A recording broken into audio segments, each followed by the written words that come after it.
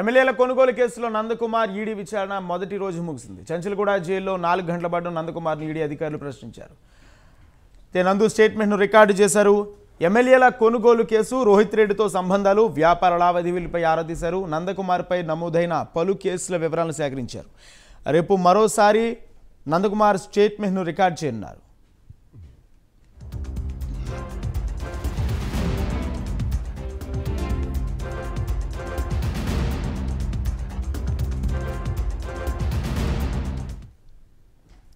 ఇదే అంశానికి సంబంధించి మరింత సమాచారం మా ప్రతినిధి ఉషా అందిస్తారు. ఉషా, రాజేంద్ర, ఎమ్మెల్యేల కొనుగోలు కేసుకు సంబంధించి నందకుమార్ ను ఈడీ అధికారులు సుదీర్ఘంగా విచారిస్తున్నారు. ఉదయం 10 గంటల నుంచి 5 గంటల వరకు నాంపల్లి కోర్టు ఇచ్చినటువంటి ఆదేశాలు ఏవైతే ఉన్నాయో దానికి సంబంధించి 12:10 చంచల్గూడ జైలుకి చేరినటువంటి ఏదైతే ఎన్ఫోర్స్మెంట్ డైరెక్టరేట్ అధికారుల బృందం assistant director Smith Goyal, Devender Singh, Veeranarayana Reddy ఆధ్వర్యంలో నందకుమార్ ఈ ముగ్గురు విచారించడం జరిగింది. విచారణలో భాగంగా ఏదైతే పైలట్ రోహిత్ రెడ్డి ఇచ్చినటువంటి స్టేట్మెంట్స్ ఏదైతే ఉన్నాయో, అలాగే అభిషేక్ ఆవుల ఇచ్చినటువంటి ఫిర్యాదులు ఏవైతే ప్రతి ఒక్క దాన్ని ఆర్థిక లావాదేవీలకు సంబంధించి మొత్తము కూడా నందకుమార్ ని అడిగి తెలుసుకున్నారు. మొత్తం నందకుమార్ ఇచ్చినటువంటి స్టేట్మెంట్ మొత్తాన్ని కూడా రికార్డు చేశారు. సుమారు 4 గంటల పాటు ఈ విచారణ మొత్తం కూడా కొనసాగింది. రేపు మరోసారి ఏదైతే నాంపల్లి కోర్టు ఇచ్చినటువంటి 2 రోజుల గడువులో రేపటితో ముగియనుంది. రేపు 10 గంటల నుంచి 5 గంటల వరకు ఈ ముగ్గురు అధికారులు కూడా, ఎన్ఫోర్స్మెంట్ డైరెక్టరేట్ అధికారులు కూడా నందకుమార్ ని విచారించే అవకాశం ఉంటుంది.